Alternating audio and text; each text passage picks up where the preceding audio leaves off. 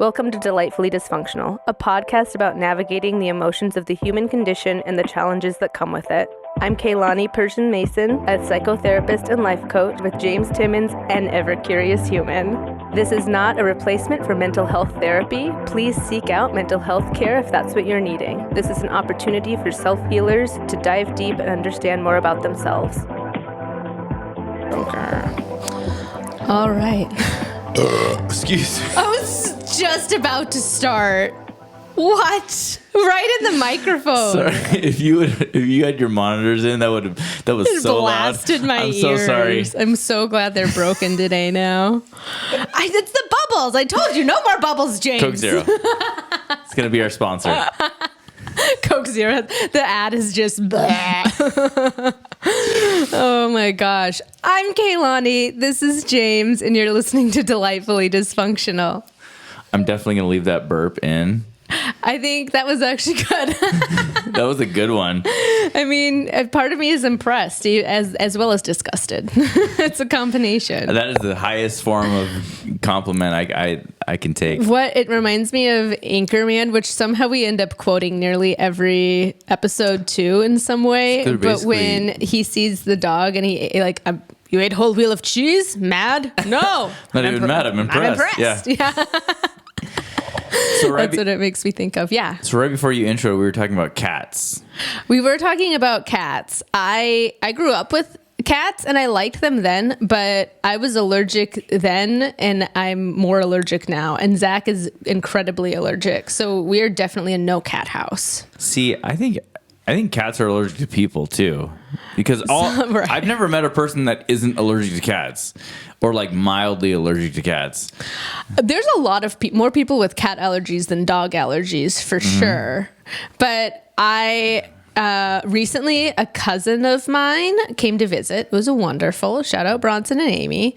And it was so weird. I took him wine tasting and this cat became obsessed with my cousin almost like a dog would. It was like in his lap. It was like licking him and all over. Like it was the weirdest animal human attraction. I would complain. He was loving it because they're cat people too. Okay. They're also cat people. Yeah. So I don't know. There's cat people out there, and shout out to you, cat people. I'm happy you exist because you're taking the cats of the world out of my home. See, I grew up with no pets my whole life. Oh. But I did say one time accidentally hoarded Yeah. cats. I'll get back to that. I do need to know the details. Yeah. But one thing that drives me crazy, and I know that I'm in the minority here, is when you go to somebody's house and they're dog people. And I love dogs, don't get me wrong. But then they have like big, scary dogs and they're really aggressive and these dogs think that they're lap dogs. And then they get all up in your business. And me, as not growing up with dogs, I was always uncomfortable with big dogs because I grew up in Renton where every week there was another report of a Rottweiler mauling. And so every time I see a Rottweiler, I still have that fear. Yeah. And so when people have like giant Rottweilers with their huge heads and the Rottweiler's like, pet me. I'm just like, okay, let me void your mouth. Through. Yeah. Avoid all like, the dangerous parts. Oh my gosh.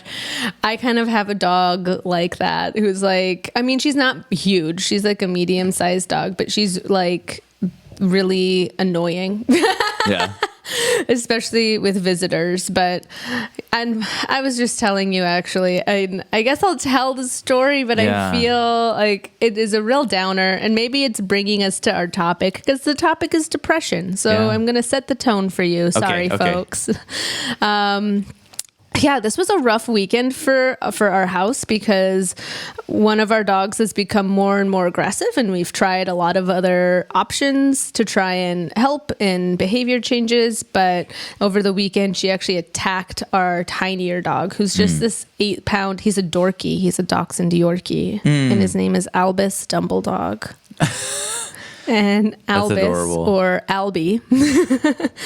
I had to race him to the vet. I didn't know if he was going to make it. He was bleeding everywhere. It was really traumatic for me because he was like my little baby buddy dog, perma baby. And we've had to make some really hard decisions on what to do with Luna, whom we also really care about, but I don't feel that I can trust her. Yeah.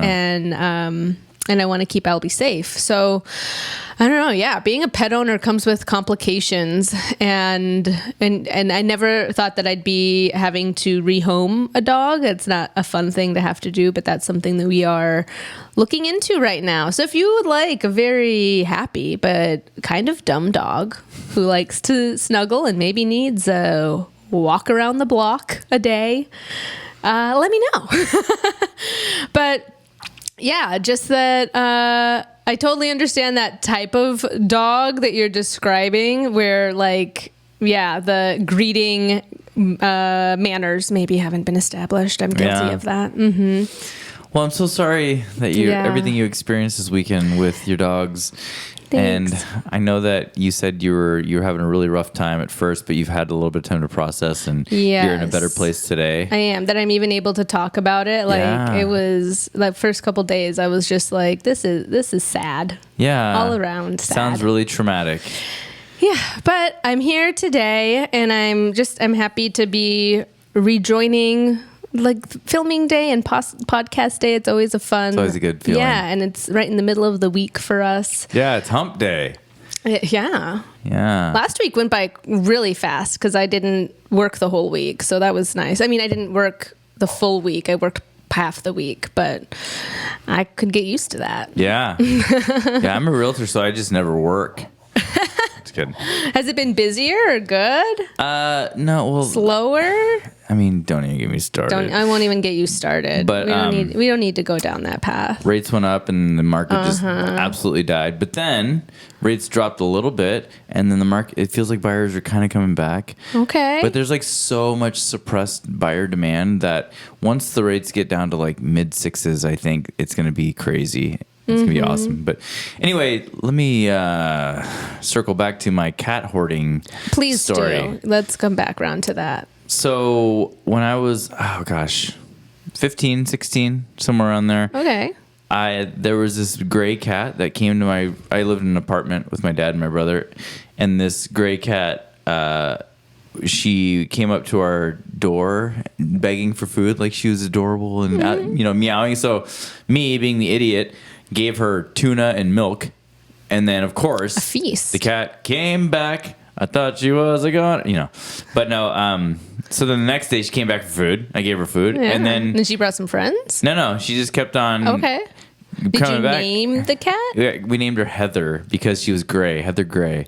Oh my gosh. Okay. And so this is such an odd cat name. Like I think it's funny when pets have like human names. It was a girl that I was hanging out with at the time that gave her the name. Okay. So then So you're trying to impress a girl with this cat. Continue. Yeah. And so then I invited Heather into my apartment. Oh. Sorry, that sounds really creepy the way I said that. And it turns out that she was pregnant. And so then she gave birth to 5 kittens, and we kept them all because... And my dad was, I don't know, I guess he just didn't really deal with it. And he was like, oh, I guess we've got kittens now. Okay. And like a few months later, the kittens had grown enough to, I guess, reproduce because one of the kittens became pregnant. What? And had that kittens. Fast? Yeah, so we had like 10 cats. No, this is a true. In my house. Yeah. And how did it smell? At the time, I don't remember a smell. How much food? How much? I mean, like, that's a lot of cat food. Well, they would go outside and I guess hunt, and there was no mouse problem probably. But so you didn't feed these 10 No, we fed them. We fed them. But it had to have smelled horrible because anyway, one day I came home and all the cats were gone. And so I think that my dad dealt with it at that point. Wait, you never asked him what happened to the cats? No. We didn't have the type of relationship where I was going to say, was this like, yeah, this sounds like kind of you enjoyed each other's presence, but it wasn't like there was a lot of communication. Well, you could see if you could tell, I was so dumb when I was younger that I didn't even think that anyone got rid of the cats. I thought the cats like went on an adventure, or they moved away or something. You're like, the cats just decided to move on. All of them. I was so stupid. Were you attached to any of them? Like No, Heather? I hated them after a while. You hated them. You're like, good riddance. Yeah. And then eventually I just, like a year later, I'm like, you know what? Whatever happened to those cats? I wonder if my dad got rid of them. I know that he hated them too. But I mean, yeah, and ever since then, I've never had cats. Ever since then, you were like, I've seen how this happens. You start with one and they just multiply. Yeah. Oh my gosh. Wow. Well, that's a lot of cats. Yeah. That's also really funny, though, that you were like, cats just up and left. I can't remember if I've told this story. I had a cat growing up that was actually found in the spare tire of our pickup. My mom was driving around, and spare tires are like underneath the bed of the pickup truck. Oh, okay. And so she kept hearing like meow, meow little sound, and she asked a kid to like crawl under, like even as she'd drive to a different location, she'd hear the sound again. So she asked some little kid to like crawl under the pickup and take a look, and there was a kitten under there. Oh. So this cat, even while she was driving, was like tucked inside the spare wheel, like right above the pavement underneath the pickup. Oh, wow. And he was like starving and needed food. So then we had a cat, which now I think is hilarious, because as I was criticizing Heather's name, this cat's name was Cody, which was a human name and also a weird name for a pet. Cody seems more appropriate, though. I guess so. There's more cats and dogs named Cody than Heather. Yeah. Heather is like a very normal human name. Sarah. William. Yeah. Yeah. And so then anyways, he became like he was like a very chill cat too. Like if there were a cat personality to strive for, it was Cody's personality. Just like chill, but he'd come and get a pet. He'd do his thing. But every like summer he'd go and like be gone for a month hunting, because we lived on a farm. So we were like, okay, whatever. He's going on his little Rumspringa. He's doing his cat business, and he'd come back. And one time he decided to do this in the winter, and it's freaking cold in Minnesota. And so after like a week or two, we just assumed he must have frozen to death and like gotten lost. Like I was like at 10, so I cried and like mourned him and whatnot. Cody. Yeah, Cody, where are you? And then here he shows up, except he has frostbitten ears now that are rounded, and the end of his tail was frostbit and fell off and was kinked, like broken, kinked. But then he never did that again. Man, Cody sounds like a tough cat. Yeah, he was a badass cat. He identified as a snow leopard. He must. Yeah, he had a lot of confidence. I mean, it must have been that whole tire experience as a kid, and it really built in that resilience. He's like, listen, I've lived life I was born. Yeah, I was born on the open road. Yeah. In northern Minnesota. Yeah, I survived wolves. Yeah. Cody sounds like one cool cat. So there's our stories about cats. Yeah. And do you have any other? So you have no real deep desire for a pet? No. Oh, I mean, eventually, yeah, I would like to have a dog. A dog. You know. And what would your ideal dog Shih Tzu. type? A Shih Tzu. Wow, you knew that right away. Yeah, I love Shih Tzus. Wait, Shih Tzus, how big are they? They're like yay. Okay, and they're really fluffy, right? Yeah, they have long hair. They're high maintenance though, so but they're hypoallergenic. Oh, But they're good watchdogs. Okay, so this is why you'd like one, because it's hypoallergenic. Like, what's appealing about a Shih Tzu? Well, I had one, and I just think that they're cute dogs. They're cute. You know, Okay. sorry, I know that's not a manly reason to have a dog. Well, I was just thinking about that stereotype about people who look like their dogs, and I was like, I don't think you look like a Shih Tzu. You don't strike me as a Shih Tzu owner. Okay, let me amend Beagle, that. maybe. I think you could have a You beagle. think I look like a beagle? I think you have beagle energy. Okay, I've been told I have a golden retriever. No, a sea otter. That's not a dog. No, but sea otters are really cute. They're Maybe I like should one get of an otter my for a favorite pet. animals. Yeah, totally get a sea otter. I'm sure that's above board. I'll have a house with a moat. And And the sea otter can live in the moat. Okay, I kind of like this idea. I'm turning around to the idea of you hoarding sea otters. That would be amazing. Imagine if like you showed up to somebody's house and they had a moat and there's otters with balls. Like, are they the drawbridge? cranking down the drawbridge? Wow. You can't have a moat without a castle. Okay, right. So it's not just a normal house. And then the sea otters would be all dressed in like royalties. Like you're dressing them. It'd be like a knight. This is now a Disney movie. So so we're setting the tone here. And I'd wake up every morning and sing. Yes, you'd open your windows and you'd sing, and the birds would land on flutter. You know what? I was just I was messaging with my aunt. We were joking back and forth, and I said it was related to the topic. Now I'm just meandering in the conversation, but I said, you know what? Disney shows really overemphasize the helpfulness of woodland creatures. And I feel that it created an unhealthy expectation that there would be more helpers around here doing some shit. You know that Disney movies are the number one reason for animal maulings in the forest? The number one reason. I'm just kidding. I made that up. Because people are like, oh, hello, Mr. Bear. Little foxy fox. Yeah. Hello, Mr. Cobra. I'm Mr. Cobra. No, the snakes are usually the villains, like in Robin Hood.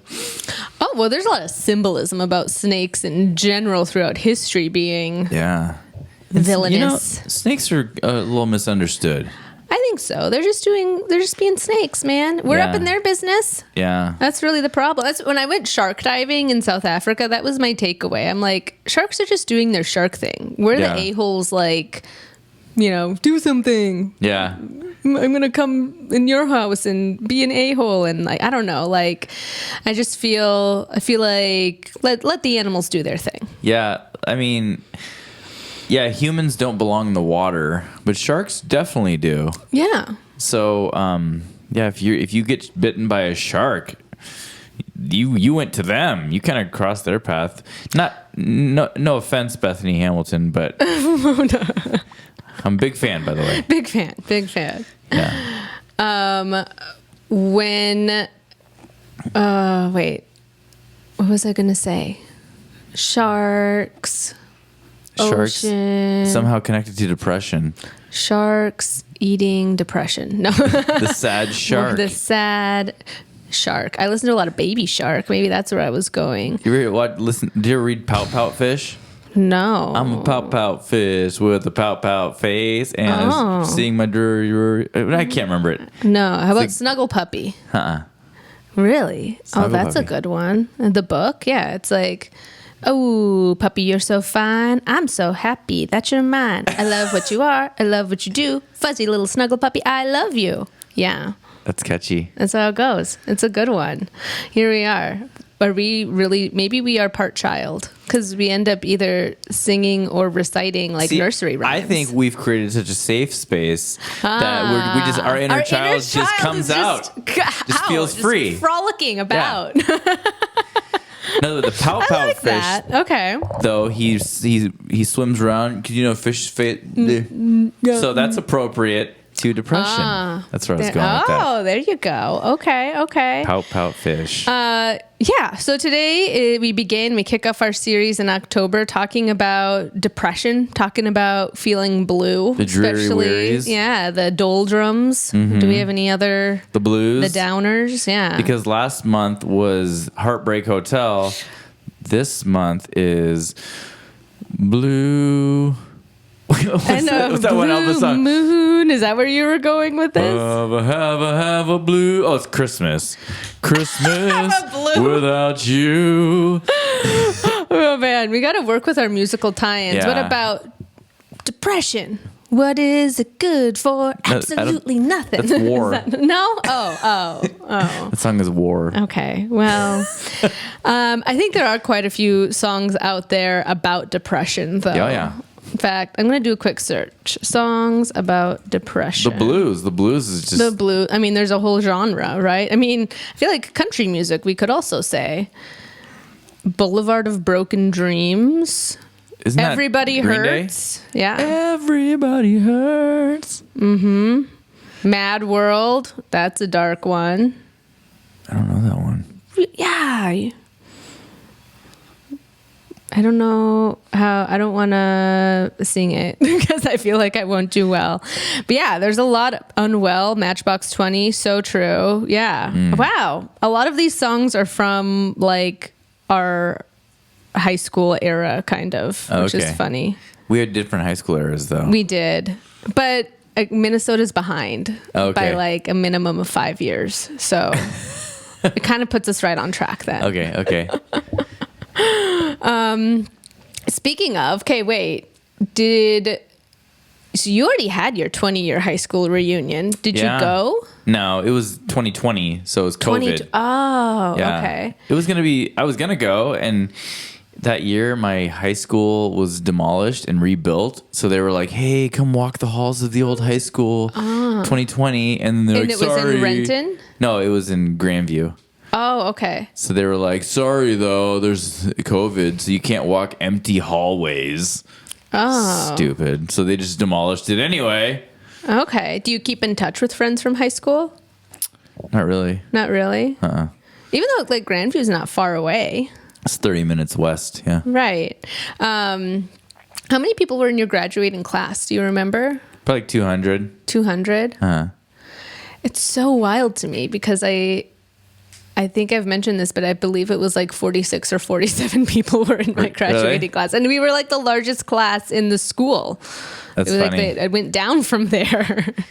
That's like one classroom almost. A little like more there were than always just 2 classrooms. Yeah. Just like. That's kind of cool though. Like a small, cause like I like that. I mean, my high school wasn't big, but it wasn't like tiny. Yeah. But I kind of liked how many people were there. But then it was also like, you know, I like small groups, you know? Well, I feel like 200 is a nice number. I would be overwhelmed probably if I went to some of the high schools here. Like I could understand how some of the more like introverted kids that I work with struggle with like, it's so loud or there's so many people around you. It's a sea of people.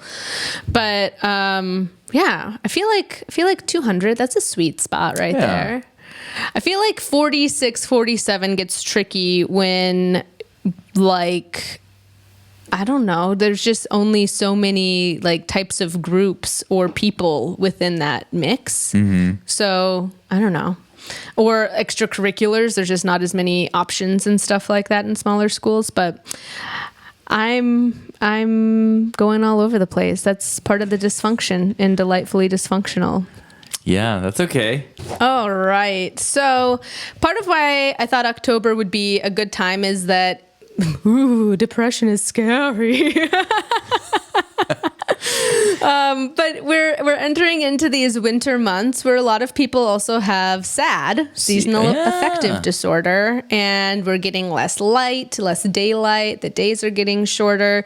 So I think that there'll be some good tips that we can hopefully remind people of and bring to people's attention as we're entering those winter months for things that they can do. Yeah. So we've both talked about experiencing depression before in our lives, and we've both talked about the things that we've personally done to pull out of that.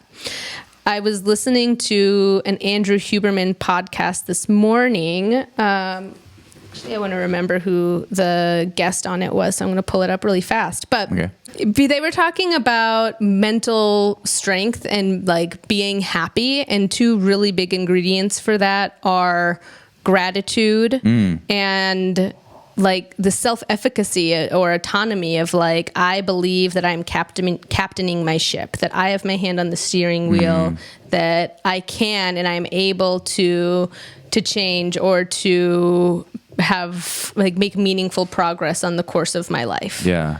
So that those 2 belief systems are really important. And I really liked that they said that because I think that that's true in my experience and in the work that I do with my clients. A lot of it is this motivational discussion too about what is that step? How can you have more influence in your life? What is that baby step? How do we get there? What do you really want? And yeah, when you think about your healing out of depression, what is your takeaway when you think about gratitude and like that self-efficacy? I think, just action and moving forward, because when I was in when I was experiencing pretty severe depression, it was, I just kind of decided to like give up and stop trying. And then, you know, and when you neglect like, you know, business and everything, then you start to suffer financially too. And so like all these things that I should have been, you know, grinding and working on that I had for the previous years, I took my foot off the gas, and then they kind of fell apart. So then, yeah, it became, okay, well, I need to start working. I need to start taking action. But So it kind of forced you to take some steps, even if it felt uncomfortable. But then where I would always get stuck is I would be overly ambitious. Like, I was pretty successful in real estate before, but it was always kind of on accident, where I would like just for 1 week work super hard and like do, you know, a whole bunch of marketing, and then that would like pay off. And then I would be like, okay, great. Now I'm good for a little while. Kind of come in waves. Yeah. And that was so chaotic and stressful. But then I discovered, you know, just the small incremental moving forward, and that, you know, just do your best today, and you're like sowing seeds. But yeah. So like taking those action steps, taking those baby steps. Yeah. How big of a motivator do you think working out and having like a community that you found at CrossFit, how has that helped? Because I think there's a big tie to the physical activity piece too, when not necessarily like working out to like get big gains in how you look. That can be a happy byproduct, but just that when you start working out, you notice progress, you notice strength, you notice more flexibility. Yeah. And that I think is a good reminder to your brain of like actions lead to positive outcomes. Yeah. Well, I mean, no, I am so addicted to exercise now. But yeah, in my like rock bottom, like my deepest spot of depression, I remember I was isolating, so I would go like a couple days without seeing anyone, and I'm a raging extrovert, so I need people. But then, so I remember there were a lot of times where my gym community were the only people I would see that day. And so then that was a good motivator. But yeah, but fitness is really great because it wakes me up. I do it in the morning. So it starts my brain. It kind of recalibrates me, and it puts me in a good like mindset. And I noticed that like when I would push my body to do something that I hated, I would have to like use my brain power to like finish the workout. And so then that really like allowed me to have that like mental toughness to kind of push myself a little bit more. And so, yeah, when I was like in deep depression, I kind of like tapped into that, you know? Right. Yeah. So you could exercise and find that skill that was still just about the pushing through the discomfort. Yeah. And it was like, okay, James, just do this one thing today, and then that'll pay off, you know, Yeah. I think anyone who's listening and is experiencing depression or has experienced it, I think a good reminder and takeaway is that just because you don't feel like doing something doesn't mean the answer is to not do it. Yeah. Like, I think a big piece of depression is really forcing and retraining your brain to start engaging with healthy habits again, even if you don't want to do it. Yeah. That is the challenge. And that is part of what we need to talk about is the symptoms of depression that make it difficult to get to that point, and some people needing extra help. So clearly, let's go over the DSM, which is the Diagnostical Statistical Manual. It has all the diagnoses for diagnosing someone with mental illness. And for major depressive disorder, you need to have a depressed mood. So signs of persistent feelings of sadness or emptiness that last most of the day or nearly every day, and a loss or interest in the pleasure of life and activities that you previously enjoyed. So in addition to that, then these are some of the other symptoms that we should really look at, especially if you've experienced at least 5 in the same 2-week period. Yeah.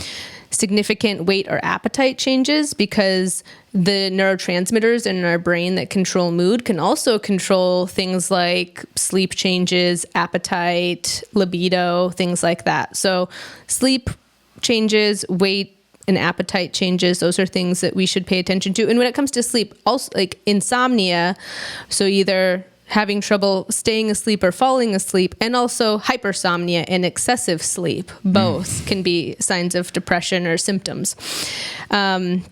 Feeling like a physical restlessness or even a slowness in movement and speech. So it's kind of funny how it's like either or, but I think that anxiety and depression are heavily linked too.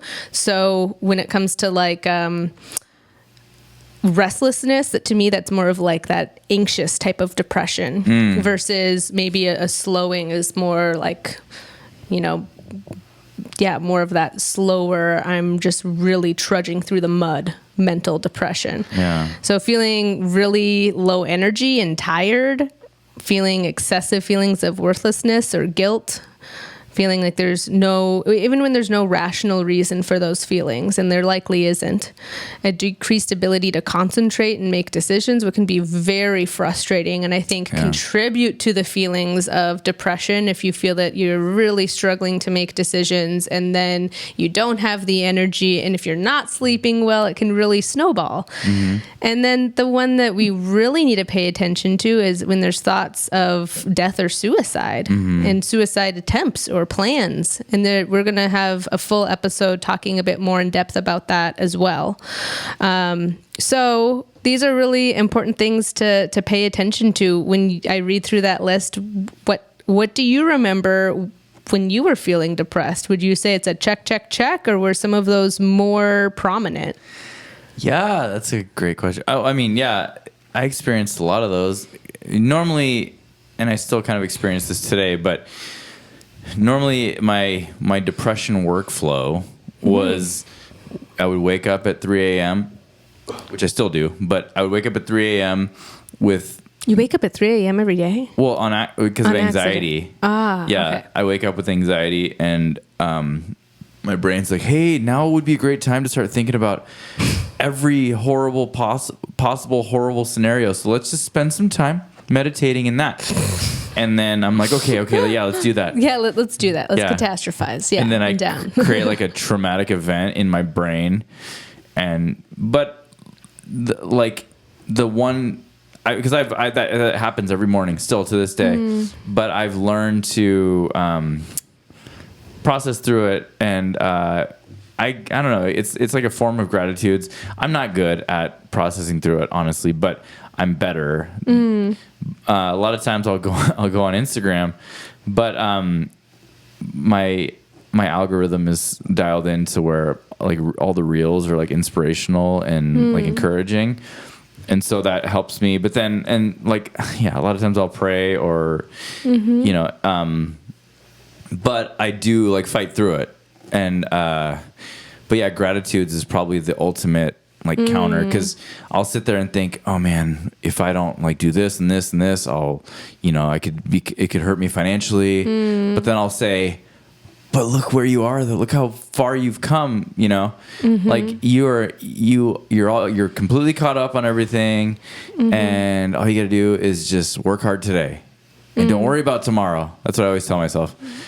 Good. So you found some really good like coping skills to coach yourself through those moments. Yeah. And then, but then I don't experience, sorry, you asked like what I experienced when I was feeling depression, because like back then, that would happen, but I would just sit there and listen to like those toxic thoughts. I wouldn't try to fight through them. Kind of go down the spiral. Yeah. But then I would always know that like, okay, if I just get to the gym and like have a good workout, then I'll be in a better headspace. And then I would kind of coast through the day.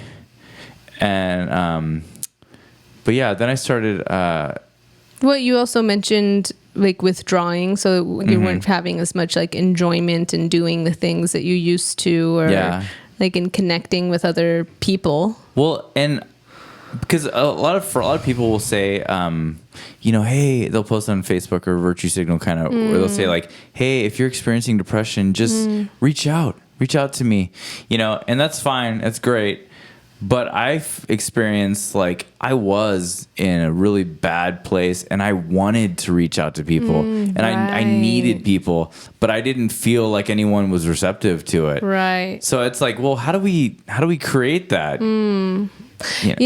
I've thought about this in terms of not just depression, but like when someone has a new baby, when there's an illness and you're wanting to help someone, I think it's easy to say like, well, let me know. Yeah. And I've realized I've said that I'm guilty of that too, but I've realized a lot of, and maybe it's American culture, part of it. I don't think we're great at asking for help. And so it's really putting a burden on the person who's not doing well to have to do that. And that's a vulnerability and that's difficult. And so it would probably be better if I had said something like more direct, like, hey, I'm in your neighborhood and I'm going to be picking up a coffee. Like, do you want one? Or just say, I'm coming by. Right. Like I'm coming over. I've got dinner or like whatever it is that would actually help. I mean, you should check in with them and everything. Or I like to be probably a little bit too like clear and more than I might need to be and say, hey, you might not need the help, but I could do this. Like, can I come and clean? I'd probably give too many options. Here's a menu of options.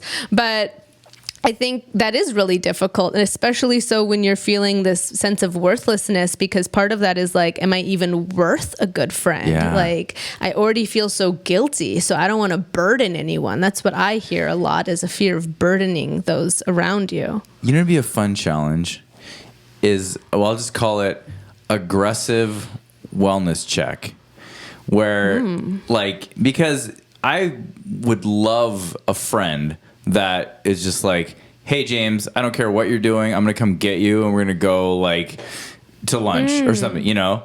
And I'd be like, well, no, I'm not going to take no for an answer. Like, I'm going to come get you right now. An aggressive wellness. Because like, and those are the people that like, I remember those are the people that like force you to lean in, you know, into those things that you're kind of scared of, but they're going to be good for you. And there's going to be like a payoff emotionally on the other side. And like I've had friends like that over the years and I love them and they've like helped me, you know? Yeah, you're right. I think, and I think you're right. I feel like I would want more of a check-in, but my life is a little bit busier with like a tiny human and at home.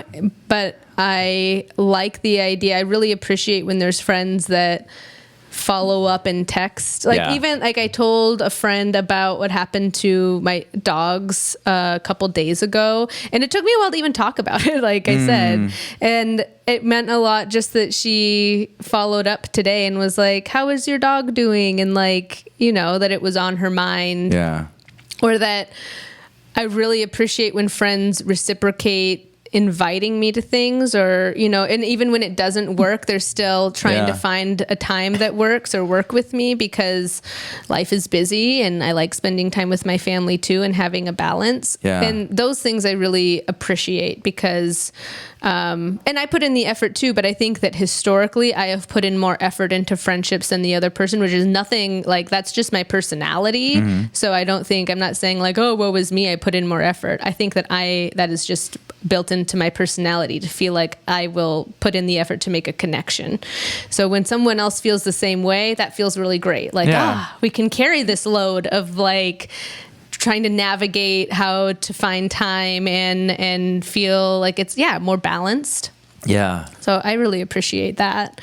But I do think like I like the idea of maybe every month as we have series that we're doing and we're starting this new kind of framework for our podcast, which is really fun to keep developing. I like the idea of there maybe being like a monthly challenge too. So maybe it's just like, we have to think of how to phrase it, but like check in on your friends challenge. Well, because all of us have like one person we can think of that has probably been a little silent, a little withdrawn. It's like, because there was one time a few years ago where I called it the living euphemism, or the living eulogy, where, because I've always made the point where it's like you go to a funeral and a bunch of people say the most amazing things about this person that they've never told them during their life. And I'm like, why do we wait till they're dead and they can't hear us to tell them everything that they needed to hear? You know? I love that because I need to reconnect with that part of myself. When I was a kid, I used to write the most like heartfelt letters to family. Like I felt that. I was like, they need to know how much I care. Well, and imagine, sorry, go ahead. No, but like the receiving of that would feel so beautiful and lovely. Like I don't think that we are sincere and genuine in that way enough. Yeah. So even if it isn't a friend, like certainly if you have a friend who's been feeling more down, this would be great. But I would just say in general, I don't know. It's like a reach out and connect to your people. Yeah. Like have a genuine check-in. Like stop by, give them a call. Yeah. Well, and like, so what I did was like real estate. I have like my database of like 300 people or whatever that like their emails and their mailing addresses. So what I did is I wrote 1 or 2 a day. I would find the person that was up. I would like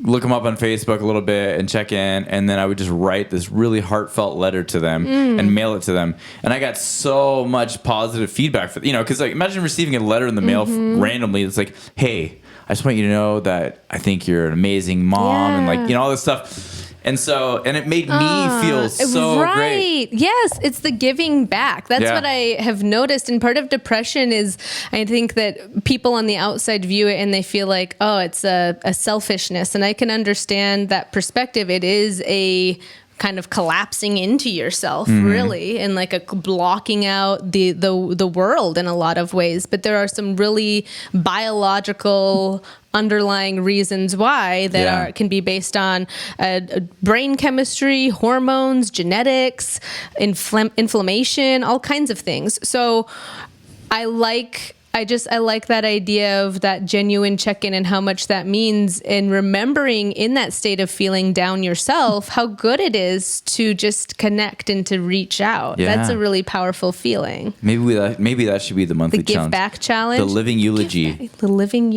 Oh, okay. That's what we can call it. Okay. I like that. And you can hand deliver it. Bonus points if you handle it. So write a letter to somebody, to as many people as you can. Maybe we'll come up. We should brainstorm afterwards some ideas to give to people too, like framework.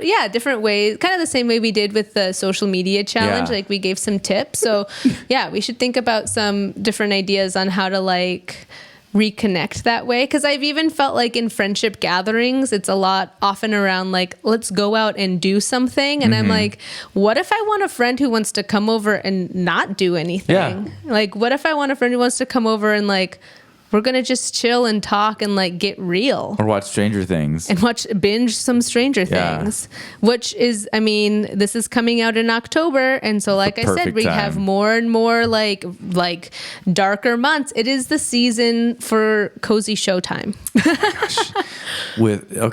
I'm so, I was going to say pumpkin spice lattes and... Right? Oh man, I'm ready for fall. I really am. Yeah.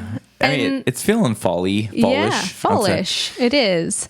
I love this idea though. There's actually this episode of this show that got discontinued. I think there were only like 3 or 4 seasons, but it was hilarious. It was called Life in Pieces, and it's still on Hulu.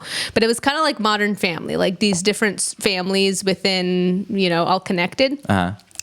And I think it was the first episode. It's the grandpa who, for his birthday, planned his own funeral because he wanted to hear all the nice things people were going to say about him. Except he just sat there, even though there was a casket behind him, and just like stared at everyone and wanted them to really be like take it seriously too. Yeah. So it was really funny. But I do think that there is something to that, and I'm glad you brought that up. When I was in voice lessons, my vocal instructor, who would sing at a lot of weddings and funerals and ceremonies like that, said, I always prefer singing at a funeral than at a wedding because the emotion is so much more real and genuine. And that really stuck with me. I remembered that. That's true. Gosh, it's okay. Question from you. What's your take on this? Why do you think people wait until someone's dead before they say all the wonderful things about them? I think we have a real fear of vulnerability and getting hurt and it not being reciprocated. Yeah. Or maybe it hasn't been modeled to us within our family, so it feels so foreign and strange to do that. And that's even more reason to do this challenge, Living Eulogy, because when I did that, there was a little bit of a fear of rejection or something, that like it wouldn't be received, but that was really minor. But then the whole like vulnerability, because if I say something like these amazing compliments to somebody, it does create like a vulnerability, like, but then gosh, the payoff is so much stronger than the fear of the vulnerability for both people, because you're going to tell people something that they've probably been dying and needing to hear, that's going to like give them, like, compel them forward. Well, it's no way. I mean, you've just made their day. Yeah. Right. Like that's a really, I'm going to do it today. I know this is exciting me. I remember during COVID, I would write letters and cards to people, and I was trying to be consistent with that. And that felt really good too. Just like, hey, here's a little reminder about these really awesome qualities that you have and like happy memories I've had with you. Yeah. Here's what you can do. Because it's October, you could text the person and say, hey, what's your favorite candy? And they'll tell you, I like Reese's. Most of them will tell you Reese's. Most of them will tell you Reese's. Just buy some Reese's. Don't even ask. They start handing out Reese's. And then you write the Living Eulogy. Don't care about that peanut allergy. And bring them their Reese's peanut butter cups with the Living Eulogy, and they're going to freaking cry right in front of you. It's going to cry. Just watch them sob as they have their peanut butter and chocolate melted on their face. And I want you guys... and then you take a picture. No. Film it. Just kidding. Tag us on TikTok. # Living Eulogy. # Curious Culture. It's gonna be amazing. I'm just picturing them like eating the Reese's peanut butter. Reading it out loud with mouthful. Yeah, peanut butter in their teeth. Yeah, and I hope they wrote it like a true eulogy. We are gathered here today to remember. Yes, that's part of the framework. Yeah. That'd be fun. They're like, what is this? Okay, I've never actually written a eulogy. When I would write those, it would just be like, hey, I was thinking about you, and this is... Right. I'm not suggesting that. I just was saying that because it was funny to picture. Yeah. Just a sincere check-in of appreciation. And there's lots of people in my life that I would like to do that with. So I'm excited about this month's challenge. And just to check in on the social media challenge, I feel like I've found a better balance, and there's some things I've regressed on. So I'll be honest about that. But it has really given me a better barometer to know, like, okay, you've reached your limit. Mm-hmm. Like, no. So, for example, like...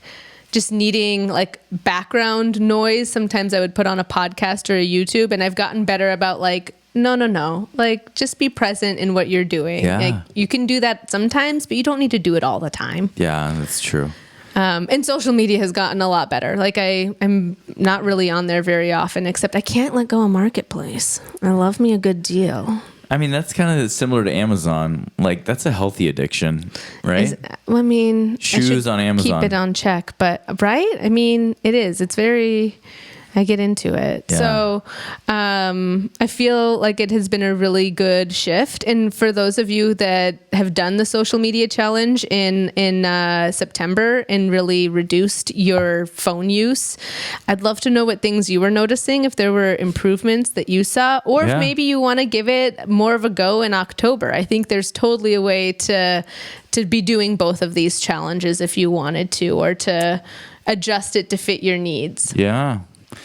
That's awesome. Yeah, I've never heard anybody take a social media hiatus and come back with negative feedback. Who said that was terrible. Like, oh gosh, I needed it in my life. How do people survive without it? No, most people are like, that was good. Yeah, so good. Well, that's like one thing that has plagued me my whole life, has been being present in the moment. I always like find something to check out, and so that reminded me of just leaning into being present. One thing I want you to try, James, Okay. when it comes to being present is try to have a really like non-judgmental attitude. And when you're trying to be in the moment and you feel discomfort, just start to notice, like, using your senses. What do I hear right now? What do I see? What do I smell? What do I feel and taste? Or just observations of the space around you. And that sounds kind of strange, but we are so judgmental in our thoughts and towards ourselves that sometimes the practice of just being like, I hear our audio equipment buzzing. Yeah. I hear like a humming in the background of the AC, or like kind of, it helps ground you to what's happening now instead of the spinning what ifs or the rumination in your mind. You're here in this moment. I'm going to try that. And in this moment, everything's good. Yeah. Yeah. So there's a little tip out there for you for mindfulness, delightful humans. We're going to continue our series on depression, on the blues and getting out of the blues. Today we talked about the diagnostic criteria for major depressive disorder and a few little tips and insights, personal experience about that and how to pull yourself out. But we're going to continue building on that in the coming weeks and talking about strategies for getting out of depression and talking about some of the underlying reasons behind why depression might start. So please continue listening in October. Like, subscribe, leave us a review, share the podcast with a friend, especially if you have a friend who is struggling themselves. Our hope for this podcast is to just create a community of people who can be vulnerable and curious, lean into that unknown, lean into taking that action step, and who are united in the kind of the messiness of life that approach we're trying to take here on Delightfully Dysfunctional. Yeah. So thank you so much for listening, delightful humans, and we'll see you in the next one. Bye.